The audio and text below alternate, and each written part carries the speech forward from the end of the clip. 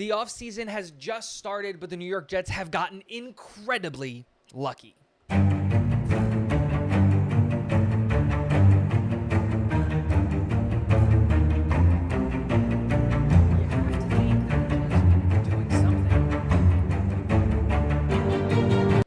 What is going on, guys? Welcome back to Talking Jets with Tigo. My name is Tigo, and today we're going to be talking about this New York Jets and how the offseason has just started, right? We haven't been able to sign any players, negotiate with anything, really do anything for the offseason in a big way, but the New York Jets have walked away incredibly lucky in this scenario and in this situation.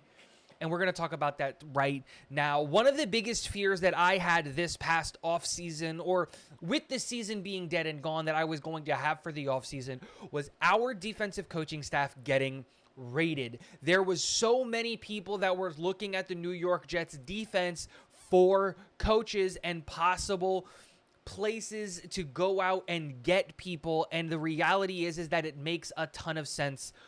Why? When you look at the turnaround that the New York Jets had specifically on the defensive side of the ball, in 2021, we all remember we were the 31st ranked defense, 32nd ranked, depending on where you went, defense in the NFL. And then in 2022, we turn that around and go from the 31st to the second ranked defense in the NFL, according to PFF. And then we didn't stop the growth there. In 2022 to 2023, we went from the second best defense to the best defense, according to PFF. And a lot of people were having the problem or the excuse or the, not the excuse, but the concern of we're wasting another year of this excellent defense. And I totally understood where people were coming from, because the turnaround that this defense has had with this staff at positions that are going to be looked at for defensive coordinators and head coaches, it's incredible that we were able to not only keep everybody on staff, but to even extend and keep them around beyond this year and to convince people to come back. And it's really interesting that, like, specifically defensive coordinator Jeff Ulbrich didn't even get a head coaching interview this past offseason. We were the best defense statistically in the NFL.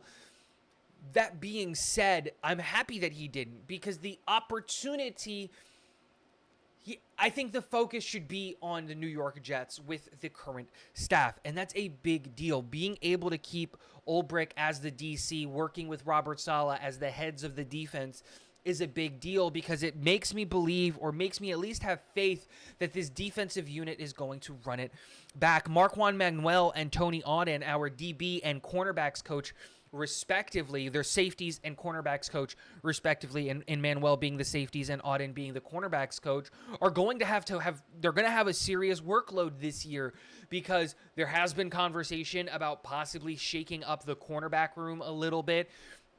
There has been possible conversation about moving around Michael Carter II in that case. But the reality is that we're going to get some new blood in the cornerback room in the backup area, like, behind Sauce and MC2 and DJ Reed. And so Auden's going to have to do an important job, because last year against the Eagles game, we missed Reed and Sauce both in the same game, and the backups came and played in a big way and helped support the team. And Marquand Manuel is going to have the biggest job ahead of him, because technically speaking, we only have one safety signed on the roster, and that's Tony Adams. I'm not counting Jared Bernard-Converse yet as a safety, because he's kind of been flexing into both rooms, and we expect that his home is going to be safety, but just we don't know yet. He hasn't really played for us to be able to know that 100%. And so there's going to be new blood in the safety room. And for the first time in his career as a safeties coach, he's going to have to do a whole new safety room, right? You're going to have to figure out what you're going to do with Tony Adams. Is he going to play the box? Is he going to play the free safety over the top? How are you going to replace Jordan Whitehead? Are you going to bring Chuck Clark and Ashton Davis back? There's a lot of questions there. And there was conversation that he was going to get interviews for defensive coordinator jobs, as well as Tony Auden. Or Mike Rutenberg not getting an interview to be a defensive coordinator is legitimately something that blows my mind. He has coached up two, not one, not two, but two top 10 linebackers in the NFL. And, like, deserves a job as a defensive coordinator. Let's keep it going with Aaron Whitecotton, who was able to go elsewhere. He didn't have a contract anymore. He had the opportunity to interview wherever he wanted, and he decided to stay with the New York Jets. And that's big, especially when you take into consideration the work that he's done on the interior of the defensive line, helping Quinnen reach the peak of his game as his defensive line coach, helping be a part of the reason that Jermaine Johnson turned it around in year 1 to year 2 and had such a big jump. The development of Bryce Huff, having guys like Solomon Thomas have career years, Quentin Jefferson, Al Woods being almost necessary pieces to the interior of the defensive line, and the expectation that Will McDonald is going to take a big leap in year 2, just like JJ had.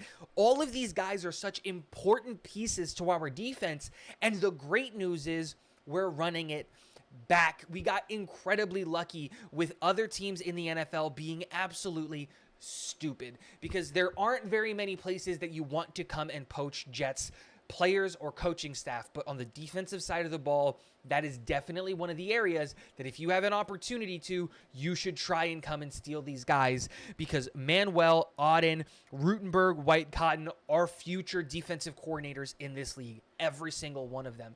They are going to be DCs sooner rather than later. And the later that happens, the better it is for the New York Jets. Same thing with Jeff Ulbrich. He's going to get his shot at head coach again. And it's going to be sooner rather than later. But the more teams in the NFL mess up and keep passing up on Jets defensive coaching staff, the better it is for the New York Jets as a team. And I'm really, really excited that we're keeping the band together and we're going to get to see this defensive unit, coaching staff all the way down, back. Let me know what you guys think in the comment section below. Do you think we should have let one of these guys go to try to replace them? Are you happy that we kept all of them around? Let me know in the comment section. And last but not least, go Jets.